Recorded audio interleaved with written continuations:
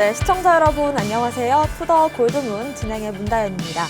한 일주일간의 눌림목 끝에 지금 현재 비트코인 2% 넘는 상승 보이고 있습니다. 5,200만 원을 넘겨주는 모습인데요.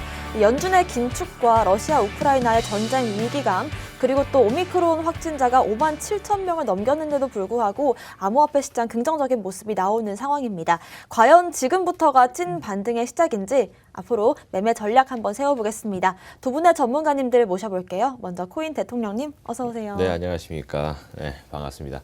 또 오랜만에 인사드리는 것 같습니다. 지금 뭐 시장이 살짝 올라와주고 있는데 이런 생각이 들죠. 이제는 뭐 국제적인 어떠한 이슈들, 뭐 이런 거랑은 좀 별개로 시장이 움직이는 거 아닐까라는 생각도 들기도 하고, 뭐 맞을 때는 맞고 안 맞을 때는 안 맞고 해서 뭐 악재 나오면 악재대로 움직이고 호재 나오는데도 안 움직이고 뭐 그런 모습들 보면서 이 시장을 또 어떻게 대응해야 되는가 좀 골머리 썩고 계신 분들 많을 텐데 투더골드문 함께 하시면서 그 투자 전략들 다 가져가셨으면 좋겠다 이렇게 말씀드리도록 하겠습니다.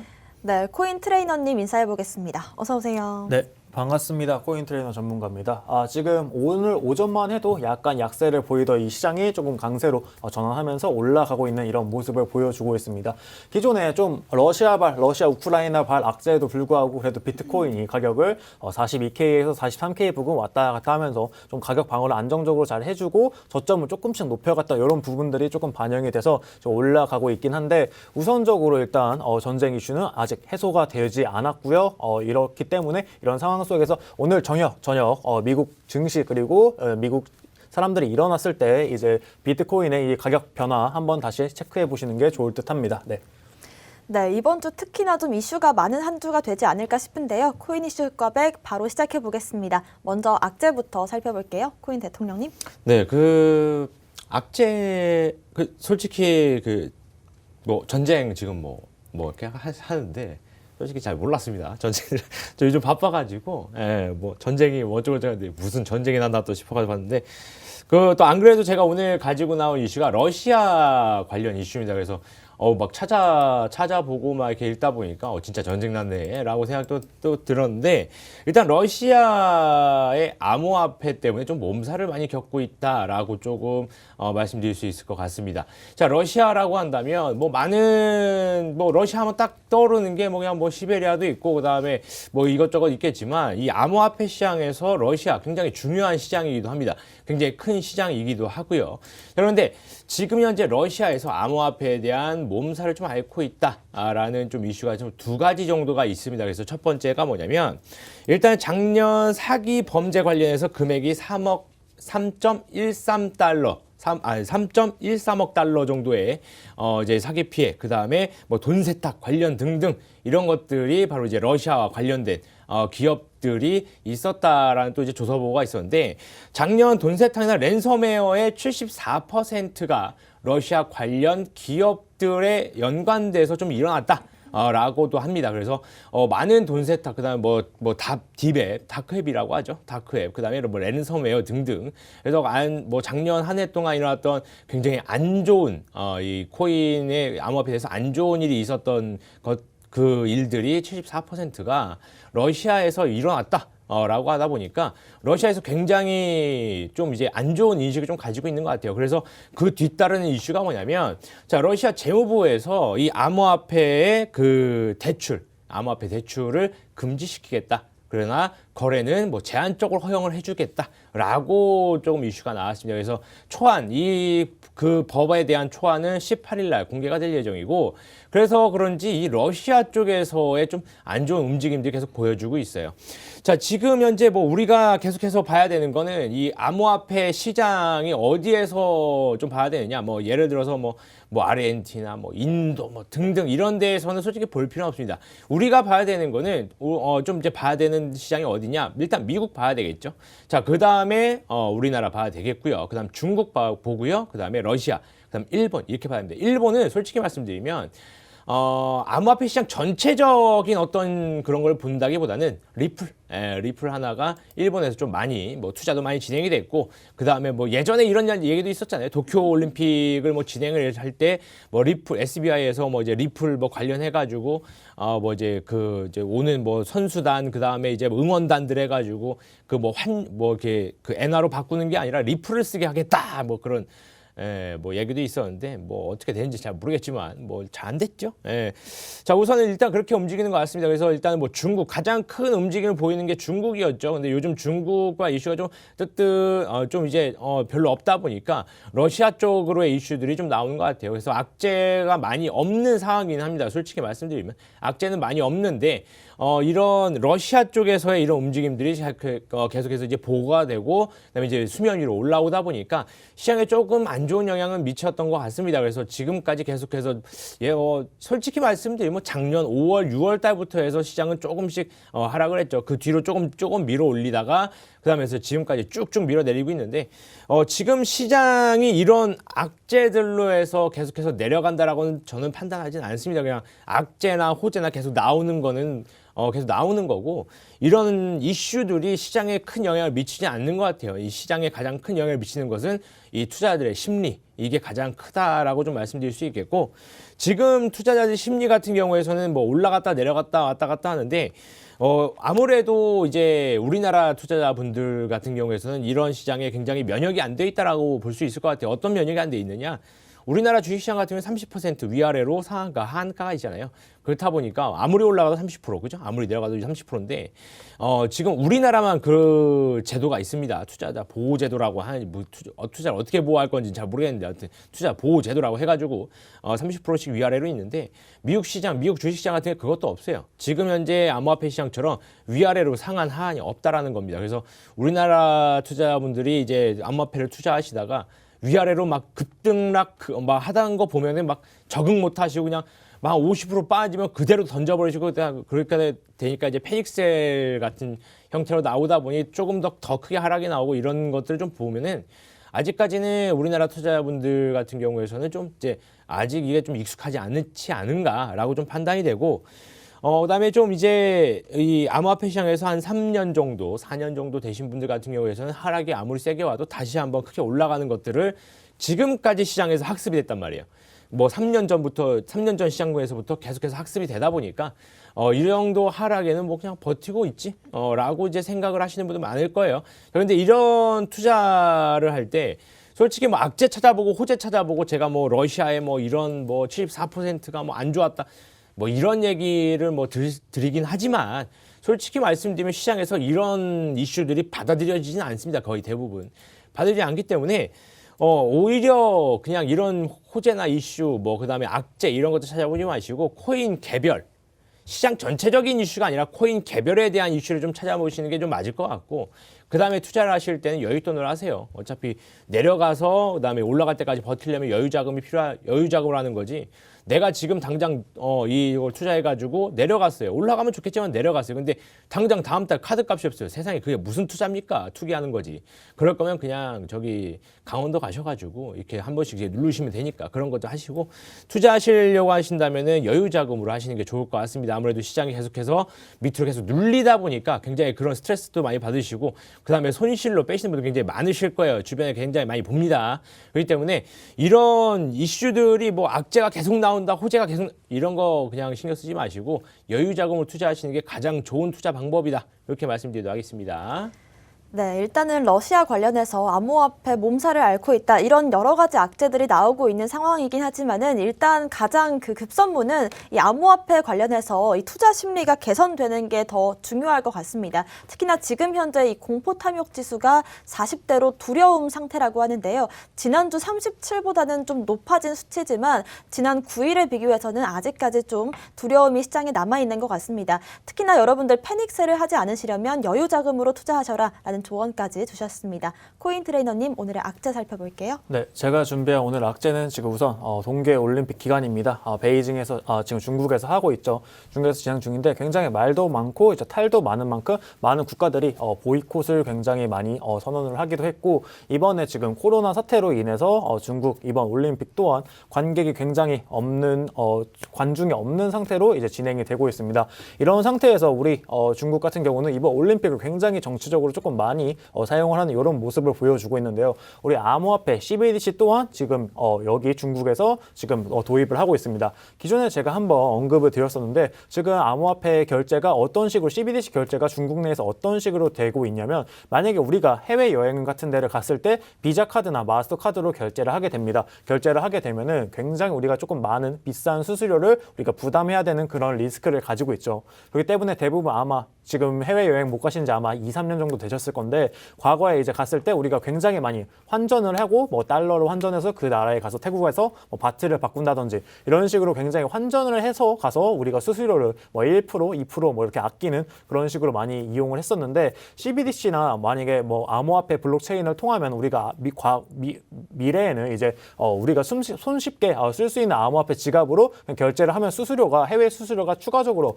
발생하지 않게 되는 이런 장점을 가지고 있습니다. 왜냐하면은 비트코인이 우리나라에서 가격이나 이제 뭐 미국의 비트코인 가격이나 같은 가치를 가지고 있기 때문에 이런 게 가능한 건데요.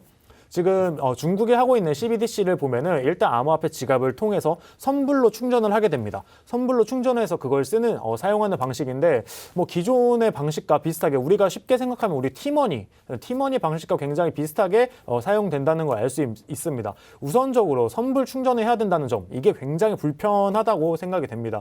선불 충전을 하는 것이랑 내가 환전을 해서 가서 그 체크카드를 만들어서 거기다 넣어서 사용하는 거랑 정말 다를 바가 없는 조금 수준이 낮은 CBDC를 도입했다고 생각이 되고요. 이 CBDC를 이제 또 도입을 했는데, 우선적으로 올림픽에서는 비자 카드와 이제 협약이 되어 있습니다. 협약이 되어 있어서 올림픽에서는 비자 카드를 통해서 자유롭게 이제 거래를 하고, 또 수수료도 올림픽 이제 선수들한테는 조금 저렴하게 이제 사용하는 식으로 이제 비자 카드와 협약이 되어 있는데, 올림픽과 지금 중국 정부 같은 경우는 암호화폐에 대한 어떤 규제나 법 제도 아무것도 없다. 우리가 여기 CBDC 충전해서 우리 중국 내에서 사용하게 하는 게 뭐가 문제가 되냐, 이런 식으로 약간 법적인 약간 구멍, 또 이제 회피해 가는 식으로 그러니까 CBDC를 이제 좀 유포를 하고 있습니다. 이런 식으로 만약에 했을 때 CBDC의 첫 번째 선 사례가 굉장히 조금 좋지 못하게 이제 끝날 경우에, 앞으로 계속해서 발행하는 우리 한국은행도 준비를 하고 있고 미국도 준비를 하고 있는 이 CBDC 관련해 가지고 조금 좋지 못한 선례를 남길 수 있지 않을까, 이렇게 생각을 해 봅니다.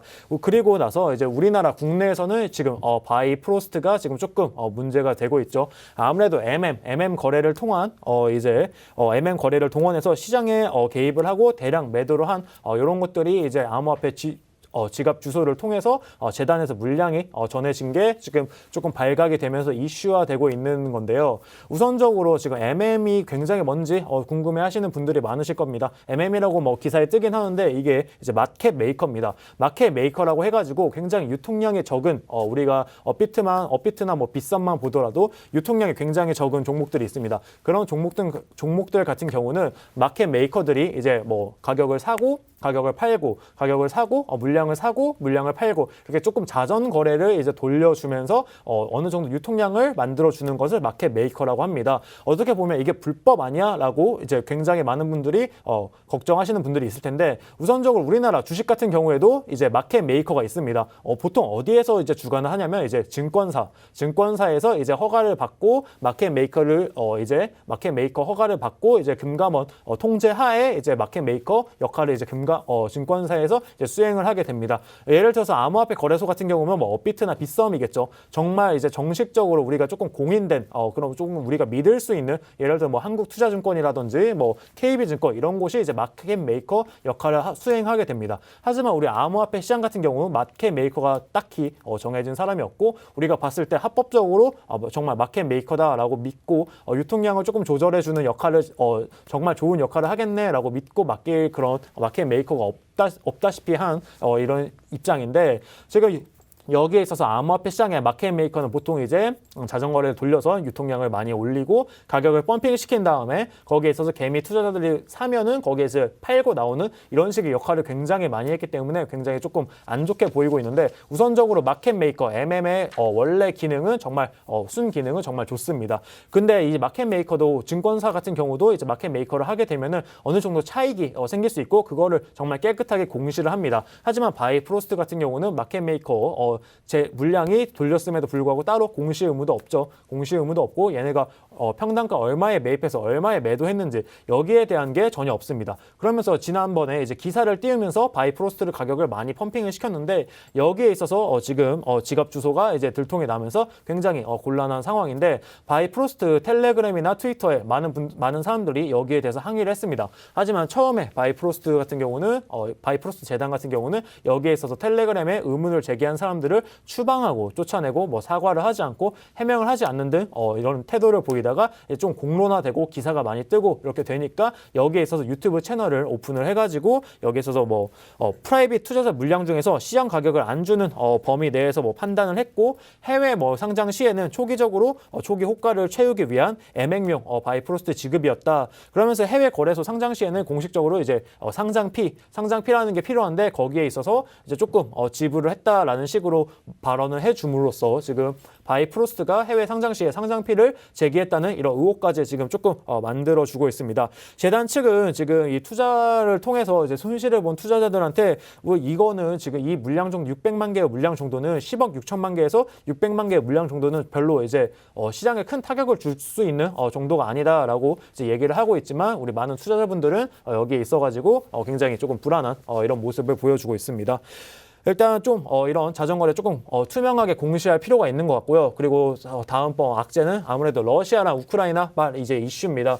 우선적으로 전쟁이 일어날지 말지에 대해서는 지금 이런 긴장감 상태에서는 우선적으로 러시아 푸틴의 이제 강한 이제 지지율 상승, 그리고 이제 원자재 가격이 상승함으로써 국제 유가, 천연가스 상승하는 이런 효과를 볼 수 있겠죠. 그러면서 또 반면 미국 같은 경우는 뭐 사드 배치로서 무기를 판매를 할 수가 있고, 미국의 입장에서는 전쟁이 나든 안 나든 굉장히 유리합니다. 왜냐, 전쟁이 났을 시에는 인플레이션 한 번에 인플레이션 한 번에 처리할 수 있고, 인플레이션 처리함으로써 이제 또 바이든 형의 지지율도 굉장히 많이 올라가는 이런 정말 긍정적인 이슈를 많이 낼 수 있고요. 거기에 있어서 또 미국의 캡틴 아메리카는 정말 미국이다라는 식의 미국의 정말 강한 국가의 지위도 한번 제고해 볼 수 있는 이런 입장인데, 지금 어떻게 보면은 러시아랑 우크라이나 같은 경우는 아마 러시아가 계속해서 제재를 하면은 나토 가입을 포기하게 될 그런 가능성이 굉장히 높죠. 러시아 입장에서도 전쟁을 굳이 일으켰을 때 루블화의 가치 폭락, 그리고 뭐 유가 상승,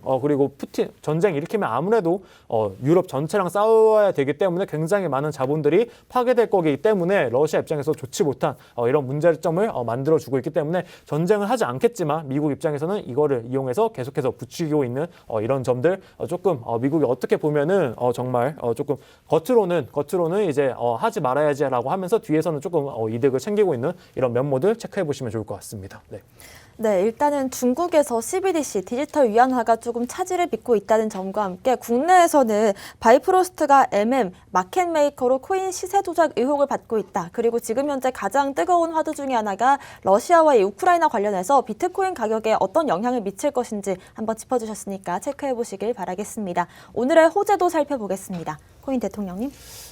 호재도 이제 항상 말씀을 드리지만 저는 이제 타이틀만 항상 호재고 악재입니다. 그래서 일단 오늘 말씀드릴 건 빗썸 코인원 이제 투자자 보호 전담반을 뭐 신설하고 그다음에 대대적인 개편을 했다라는 이야기를 좀 드릴 건데, 일단은 투자자 보호 전담 조직을 대대적으로 개편했다라고 조금 이제 이슈가 나왔습니다. 어제 나온 것 같아요. 14일 날 나왔는데, 일단은 이 두 거래소에서 왜 이제 또 이런 움직임을 또 보이느냐. 일단 뭐 VASP로 이제 거듭이 나면서 이제 그 사업자를 내는 거죠. 거듭이 나면서 이제 뭐 만전을 기하기 위함이다라고 또 얘기를 했고, 그 다음에 이제 뭐 이상 거래 시스템을 이제 고도화 시켜가지고 그다음에 뭐 이 거래가 뭐 갑자기 갑자기 뭐 등락을 하다거나 뭐 이상한 거래를 감지하고 사실 작용단 느낌이죠. 주식시장 같은 경우에서는 뭐 그 주식시장 뭐 그 금감원에서 좀 하겠지만 이 암호화폐 시장에서는 각자 거래소가 작용단 느낌을 하는데 자 여기서 의문이 생겼죠. 그죠? 그러면은 VASP 전에는 왜 그렇게 많은 투자자분들이 해다 뭐 이제 뭐 보호해달라 거래소에게 이렇게 얘기했는데 왜 그런 보호 그 전담 기구를 뭐 설치도 안 하고 왜 안 했는가? 이거에 대해서도 이제 좀 항상 그래요. 그죠? 악재라고 안 좋은 얘기만 안 하고 호재라고 좋은 얘기도 안 합니다. 저는 살짝 이제 제 마음대로 얘기하는 시간인데 일단은 자 그래요. 제 생각은 그렇습니다. 자 지금 뭐 VASP 뭐 예전에 뭐 국가에서 뭐 이렇게 해라 뭐 저렇게 해라 하기 전에는 할 필요가 없었죠. 할 이유도 없었습니다. 그냥 뭐 법적으로 접촉이 안 되니까 그죠? 또 그런 거예요. 법치국가에서는 그렇습니다. 법에 접촉이 안 된 이상 뭔 짓을 해도 상관이 없어요. 그죠? 왜? 나를 규제할 법안이 없기 때문에 그렇죠. 그렇기 때문에 뭐 많은 법 관련 프로그램들을 보면 항상 이래요. 어떤 사건이 터지고 나서야 법이 제정된다. 그죠? 그렇기 때문에 그 전에는 이거를 어떤 규제를 할 만한 법안 자체가 없었단 말이에요. 그렇기 때문에 뭐 투자자 보호를 해야 되는 뭐 그 거래소의 의무나 뭐 이런 것들이 없었기도 했고요. 투자자를 보호해야 되는 기구 자체가 없었죠. 그래갖고 많은 투자자분들이 뭐 해킹을 당한다던가 아니면 어떤 뭐 무슨 뭐 일을 당했을 때 거래소에다가 뭐 문의를 하면 똑같이 복사 붙여넣기 한 답변만 계속 날라옵니다. 그죠? 뭐 저희가 뭐 조사 중에 있고 어쩌고 저쩌고 뭐 이건 저희가 도와드릴 수 없고 등등 뭐 이런 얘기만 나오죠. 그죠? 왜 책임을 질 법안이 없기 때문에 이유가 없었기 때문에 그랬다는 겁니다. 자 그런데 법안이 생겨났죠. 살짝 이제 규제해야 되는 법안이 생겨났고 가상자산 이제 사업자들은 이제 뭐 VASP 뭐 받아야 된다 등등등 이런 것들이 생기다 보니까 자 VASP 받으면 투자를 보호해야 되는 의무가 생겨버립니다. 그죠? 그러니까 이 신설을 하거나 대대적 개편을 했다. 라는 거죠. 그래서 굉장히 많은 의문이 드실 거예요. 그럼 구전해야 하지 왜 이제 와서 하는 거야? 이것 때문에 그런 거예요. 자신들을 규제할 법안이 있기 때문에 그런 겁니다. 왜? 법을 접촉시킬 수는 없으니까요. 그죠? 법을 접촉하면 어떻게 됩니까? 사업장이 폐쇄되던가 벌금을 내던가 뭐 징역을 맞던가 뭐 등등 하겠죠. 자, 그것 때문에 하는 겁니다. 그죠? 그래서 기본적으로 여러분들 아셔야 될 게 뭐 이렇게 얘기를 할 거예요. 만약 거래소들도 뭐 이런 얘기들 많이 할 겁니다. 뭐 투자자의 보호를 위해서, 투자자분들을 위해서 그건 그냥 법 때문에 그런 거고 투자자 여러분들은 어떻게 해야 되느냐 뭐 당연히 이런 VASP 받은 대형 거래소 쓰는 게 일단 맞겠죠. 당연스럽게도 이런 거래소 쓰는 게 맞습니다. 뭐 아무리 뭐 그죠? 그래도 노예를 머슴으로 살아도 대감집 머슴이 낫죠. 그죠? 그러니까 많은 분들이 대기업 하면서 들어가겠죠. 똑같습니다. 거래소도 제일 큰 데서 하는 거예요. 그렇기 때문에 뭐 많잖아요. 우리나라에 이제 3대 거래소, 4대 거래소 하잖아요. 그쪽 거래소만 이용을 하시는 게 좋고 그다음에 다른 거래소도 있을 거예요. 많은 거래소 있을 텐데 그런 거래소도 웬만하면 하지 마세요. 최근에 어떤 거래소 제가 이제 너튜브에다가 그 기사 내용을 그대로 읽어가지고 한번 찍어 올린 적이 있습니다. 뭐 그 검찰에 와서 압수수색을 하고 뭐 그 거래소에 있던 거래량의 95% 이상이 장부 거래였고 거래소에서 조작한 거다. 이걸 똑같이 얘기하는데 저한테 고소를 하더라고요. 아무튼간에 뭐 명예훼손을 했다든 뭐 어떻게 뭐 지금 아직도 아무것도 없긴 한데 자 그런 경우가 굉장히 많다라는 겁니다. 특히 중소형 거래소. 거래소의 주 수입원은 여러분들의 거래를 해서 먹는 수수료 이게 가장 큰 주 수입원일 거란 말이에요. 그다음 뭐 광고료도 있을 거고 등등 하겠지만 자 그런 것들이 없어요. 그럼 어떻게 됩니까? 거래량을 늘려야 되겠죠. 기본적으로 투자자분들이 많이 투자를 없는 거래소는 매출이 낮을 수밖에 없습니다. 그럼 어떻게 하겠습니까? 장부 거래 할 수밖에 없어요. 그죠? 그리고 뭐 다 그렇다는 건 아니지만 뭐 그럴 수 있는 가능성이 높다라는 거죠. 자, 그렇기 때문에 중소형 거래소는 웬만하면 사용하지 마시고 그냥 대형 거래소 가서 사용을 하시고요. 뭐 또 투자자 보호를 또 해준다고 하죠. 또 웬만하면 뭐 이런 뭐 사건 같은 경우에서는 다 투자자 보호를 또 해준다고 하니까 이런 거래소, 투자자 보호를 해주는 거래소, VASP를 획득한 거래소 이런 쪽으로 투자를 진행하시는 게 가장 좋겠다. 이렇게 말씀드리겠습니다. 네, 빗썸과 코인원에서 투자자 보호 전담 조직을 개편을 했는데 사실은 VASP로 개편이 되면서 꼭 필요한 과정이었다라는 말씀과 함께 중소형 거래소보다는 이렇게 좀 투자자 보호를 위해서 움직이는 대형 거래소들을 이용하시는 게 더 안전한 거래로 이어질 수 있겠다 이런 말씀 주셨습니다.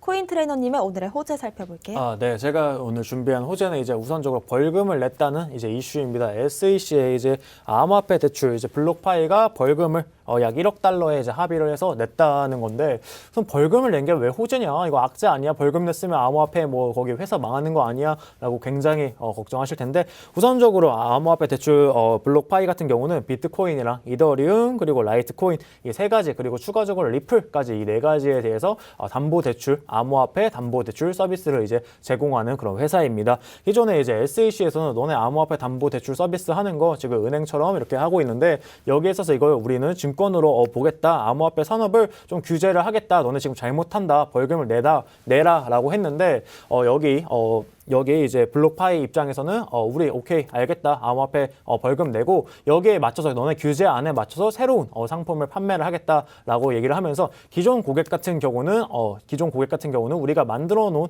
요 서비스를 사용하면 되지만, 앞으로 새롭게 우리 암호화폐 대출을 이용하고 싶은 고객 같은 경우는 우리가 새롭게 증권법에 맞춰가지고 새로운 상품을 출시를 하겠다라고 얘기를 해주었습니다. 이제 규제 안으로 이제 들어오면서 암호화폐 대출 서비스 또한 이렇게 벌금을 내고 합의점을 도출하면서 증권법에 맞추어서 규제안 안으로 들어온다는 거 체크하시면 좋을 것 같고요. 예를 들어서 뭐 기존 미국 은행에 3만 달러 이상을 예치를 한 경우에 이자를 90달러, 180달러 이 정도밖에 받지 못하는 데에 반해서 암호화폐 여기에다가 예치를 했을 경우에는 약 한 2,907달러 정도로 연 한 9%에서 10% 정도의 수익률을 이제 올릴 수 있다고 합니다. 안정적으로 이제 스테이킹을 함으로써 이제 조금 이렇게 많은 수익률을 올릴 수 있다는 거. 아무래도 암호화폐 이제 스테이킹을 했을 때 암호화폐 가치가 이제 상승분에 있어가지고 거기에 있어서 이자 비용을 조금 지급해주는 이런 시기이기 때문에 앞으로도 이런 시장 앞으로 계속 커져 나갈 것 같고요. 여기에 있어서 암호화폐 대출 서비스 또한 이제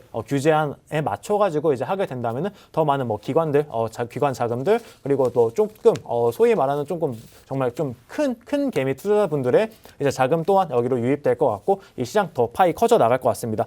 그러면서 이제 또 우버, 미국 같은 경우는 우버가 이제 환경 이슈만 해결된다면은 블록체인 암호를 통해 가지고 이제 우리 결제 시스템을 도입하겠다고 합니다. 우리나라 같은 경우는 카카오 택시가 거의 대부분의 우리 콜 택시를 이제 점유를 하고 있죠. 미국 같은 경우는 경쟁자가 많지만 아무래도 우버의 점유율이 굉장히 높습니다. 그러면서 최근 같은 경우는 탑승 횟수가 177억 회로 이제 거의 코로나 이전의 수준을 거의 다 회복했다고 해요. 미국 같은 경우는 이미 코로나가 거의 다 종식이 되어가는 진행 중이고, 거기는 정말 이제 감기 수준으로 굉장히 약해졌기 때문에 사망자도 줄고 지금 다시 이렇게 돌아가는 시점에서 우버 같은 경우는 또 이제 ESG 최근에 이제 굉장히 많은 기업들이 ESG 해가지고 환경을 굉장히 보호하려고 하는데, 이런 비트코인이 여기 채굴하는 데 있어서 정말 많은 전력을 소모하기 때문에 여기에 있어서 환경 문제만 조금 해결해 준다면은 우리 우버 같은 경우는 정말 적극적으로 마케팅 수단이 아닌 정말 우버를 위한 정말 편리한 결제 수단으로서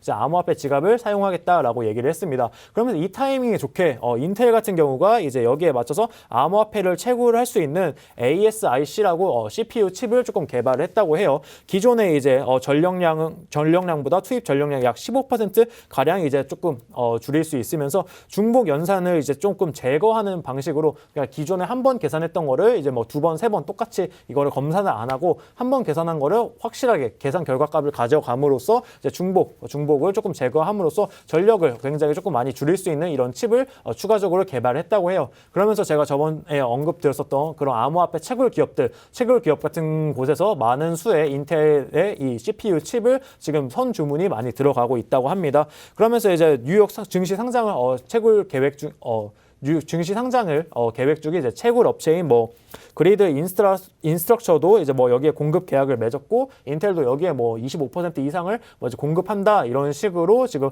어마어마하게 조금 이렇게 공급량을 늘려가면서 지금 비트코인에 이제 조금 환경 파괴적인 부분이 있는데, 이 부분을 줄이려는 노력이 조금 계속 돼가고 있는 이런 입장이라는 거 체크하시면 좋을 것 같습니다. 네.